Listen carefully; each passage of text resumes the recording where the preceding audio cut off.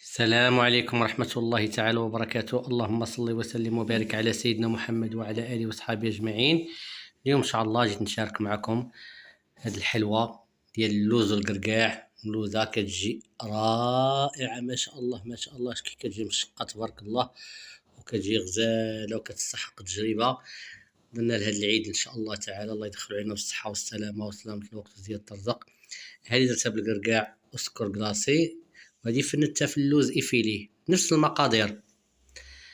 ما نطولش عليكم، حاجة وحدة غنقول لكم مبروك عباشركم، مبروك عيدكم مسبقا، باش ما كتمناو يا ربي بالصحة والسلامة وسلامة الوقت وزيادة الرزق. ونمشيو نشوفوا الطريقة ونشوفوا المقادير. رائعة، راه كتجي معلكة تبارك الله ما شاء الله ما شاء الله ما شاء الله. المقادير ديال هاد الحلوة ديالنا ديال اللوز والقرقاع كما كتشوفوا، عندي واحد الكمية. هنا عندي 130 غرام ديال القرقاع، 130 غرام ديال اللوز. هنا عندي القرقاع هادو غير نصوصة باش نزوق.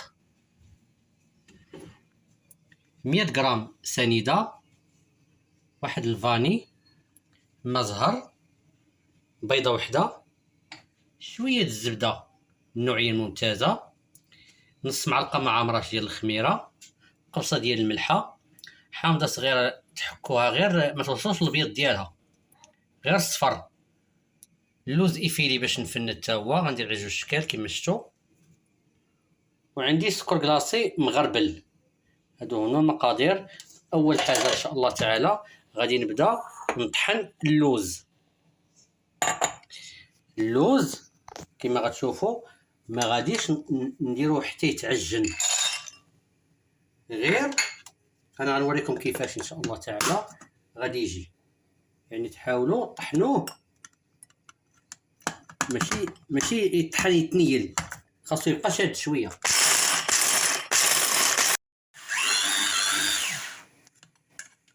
هانتوما كيجي على هاد الشكل، ها رطب ولكن ماشي منيل بزاف. صافي غنديرو تا هو القرقاع، تا هو غنديرو ليه بنفس الطريقه. اللوز يبقى بالجلوف ديالو، تا هو غادي نطحنوه ان شاء الله تعالى ونفس الطريقه ديال اللوز. سنيده طحنوها شويه مع اللوز وشويه مع القرقاع، انا نسيت ما طحنتهاش مع اللوز، غنديرها دابا مع القرقاع.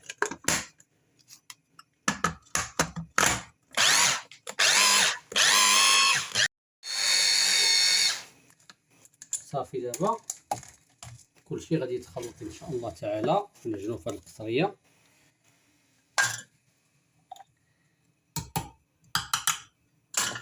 بسم الله.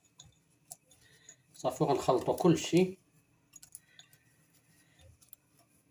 ونديرو باقي العناصر كامله، المقادير اللي باقي مدرناهمش غنديرهم دابا. وكتبغي تدليك شويه نتوما، قرصه الملحه، بسم الله. الحامض، حاولوا الحامض ما توصلوش للابيض. شويه الزبده حيوانيه، الفاني. ما غديروش، غديروا كلشي الا البيضه هي اللي ما غديروش. الخميره غنحاول حتى هي نغربلها، واخا غير شويه كنبغي نغربلها. هانتوما ماشي على حساب هادشي باش ما يكونش ليكم. صافي ونحاولوا نديرو هادشي، ندلعكوها مزيان عاد باش غندير البيضه. البيضه كما شفتوا ضروري تضربوها شويه وما ديروهاش كلها في دقه واحده، غير شويه حتى تشوفوا مع العجينه واش تجمعات ولا ما تجمعاتش، ما ديروهاش كامله في دقه واحده. صافي وندعكوها مزيان تدلك بحال. كانت خاصه غتزيد وما كانتش خاصه صافي غتحبسوا.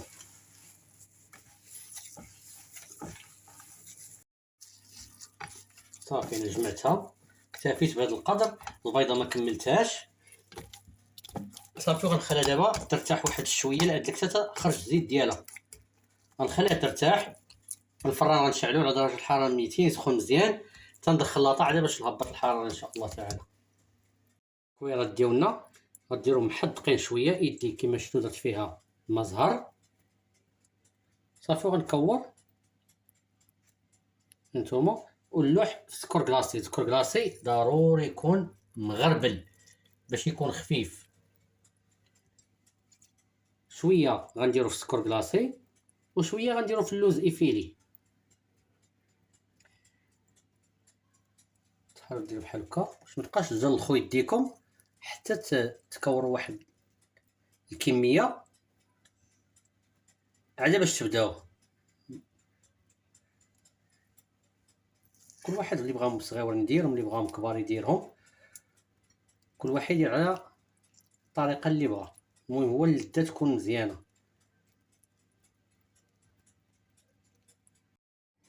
بعد ما كورتهم كما كتشوفوا تغطيهم بحال هكا بالسكر كلاصي يشربوا مزيان. سكر كلاصي يكون سبيسيال.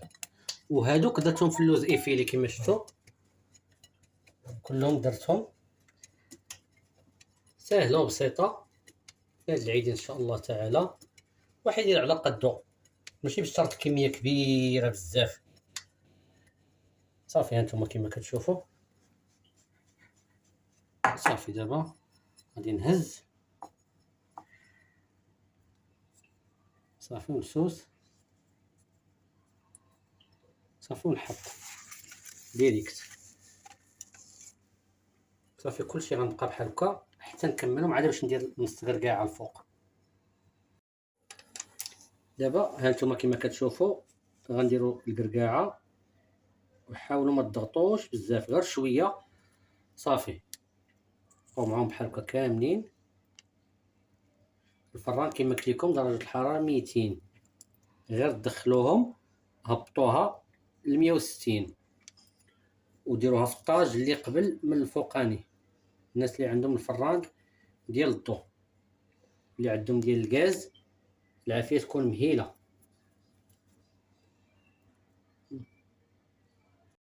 صافي دابا غندخلوها للفران ان شاء الله تعالى من بعد ما كملناها ونعطيها وقت ديال الطيب من 10 دقائق حتى 12 دقيقه. حنا غنشوف ان شاء الله تعالى كيف ما قلت لكم ماشي الفوق. صافي غنسد على دابا ان شاء الله تعالى. الحلوه ديالنا خدات ليا 11 دقيقه تقريبا في الفران، ماشي تقريبا 11 دقيقه تمام والكمال. ما تقربوش ليها، خليوها حتى تبرد على خاطرها هذا باش تهزوها ان شاء الله كتجي مشقه تبارك الله ما شاء الله ما شاء الله ما شاء الله. هذه السكر كلاصي وهذه اللوز ايفيلي جاو غزالين ما شاء الله. هذه المناسبه العيد يعني كميه قليله ولكن كتخرج شويه شي حاجه ديال التدوازاتاي تبارك الله. عيدكم مبارك سعيد بالصحه والسلامه وسلامه الوقت وزياده الرزق. ما تنساونيش من اللايكات من التعاليق الزوينه ديالكم. الله يكبر بكم والله يحفظكم، خصوصا التعاليق اللي كتحفزني بالدعاء الصادق. الله يفرحكم جميعا. ما نطولش عليكم، نتلاقاو ان شاء الله في شي طبق عما قريب. والسلام عليكم ورحمه الله تعالى وبركاته. اللهم صل وسلم وبارك على سيدنا محمد وعلى اله وصحبه اجمعين.